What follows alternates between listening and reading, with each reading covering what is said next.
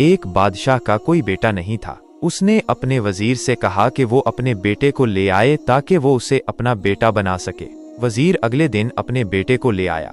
बादशाह बच्चे को देखकर बहुत खुश हुआ और उसे प्यार करने लगा। बादशाह ने हुक्म दिया कि बच्चे को किसी हाल में रोने न दिया जाए और उसकी हर ख्वाहिश पूरी की जाए। वजीर ने परेशानी जाहिर की कि ये कैसे मुमकिन होगा, लेकिन बादशाह ने कहा कि वो सबको हुक्म देगा कि बच्चे की हर ज़रूरत पूरी की जाए। वजीर ने मशवरा दिया कि पहले बच्चे से पूछा जाए कि वो क्या चाहता है। बच्चे ने एक हाथी मांगा।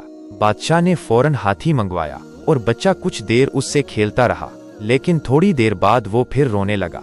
जब पूछा कि अब क्यों रो रहा है तो उसने एक सुई मांगी। सुई लाई गई और बच्चा उससे खेलने लगा। कुछ देर बाद वो फिर रोने लगा और अब उसने कहा कि वो हाथी को सुई के नाके में डालना चाहता है।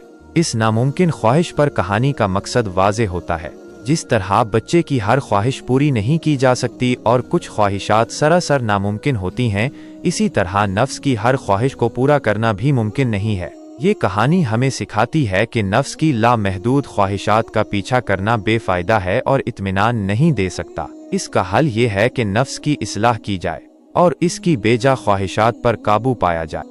ये कहानी इस बात को नुमाया करती है कि अल्लाह किस तरह अपने बंदों के मामलात में दखल अंदाजी करता है और इंसाफ कायम करता है। ये कहानी बूढ़े शख्स की मुसीबत से शुरू होती है जब उसे एक आदमी ने थप्पड़ मारा था, लेकिन उसके बाद उसे गर्म दूध से नवाजा गया। दूसरी तरफ उस शख्स को जिसने बूढ़े को थप्पड़ मारा था अपनी ही हरकतों का अंजाम भुगतना पड़ता है। कहानी का खुलासा: एक सर्दियों की बारिश वाली शाम में एक बूढ़ा आदमी चल रहा था। उसके जूतों से कीचड़ के छींटे एक औरत के कपड़ों पर पड़ गए, जिससे उसका शौहर गुस्से में आ गया। शौहर ने बूढ़े को गालियां दी और उसे थप्पड़ मार दिया। औरत उस वाक़ये से खुश थी और मियाँ बीवी अपने घर की तरफ चले गए। थोड़ी देर बाद बूढ़ा एक मिठाई की दुकान के पास से गुजरा। दुकान का मालिक इस दिन का पहला शख्स खुदा के नाम पर को गर्म दूध का प्याला पेश करने का इरादा कर रहा था। उसने बूढ़े को अंदर बुलाया, उसे बिठाया और गर्म दूध पेश किया। बूढ़े ने दूध पिया और खुदा का शुक्र अदा किया। दुकान से निकलकर उसने आसमान की तरफ देखा और कहा, ए अल्लाह, तेरी शान भी अजीब है। कभी तो मुझे थप्पड़ मारती है और कभी गर्म दूध के प्याले पिलाती है। इसी दौरान मियाँ बीवी अपने घर पहुंच गए।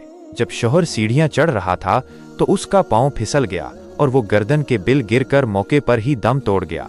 बूढ़े आदमी का रद्द अमल: शौहर की मौत के बाद बीवी ने अपने लोगों को बताया कि कुछ अरसा कबल एक वाकया हुआ था। लोग बूढ़े आदमी के पास आए और उसे उस शख्स की मौत का जिम्मेदार ठहराया, ये सोचकर कि उसने उस पर लानत भेजी है।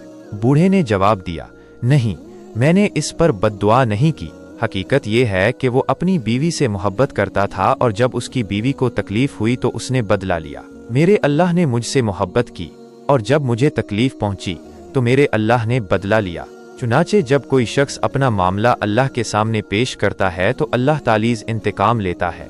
कहानी का इखलाकी सबक: इस कहानी का इखलाकी सबक ये है कि जब कोई शख्स अपना मामला अल्लाह के सामने पेश करता है तो अल्लाह तालीज़ इंतकाम लेता है। बूढ़े आदमी ने उस शख्स को मुआफ़ कर दिया जिसने उसे थप्पड़ मारा था और खुदा ने खुद उस शख्स को उसकी नाइंसाफ़ी का बदला दिया। ये कहानी सब्र, मुआफ़ी और खुदा की अदल पर यकीन की अहमियत को उजागर करती है।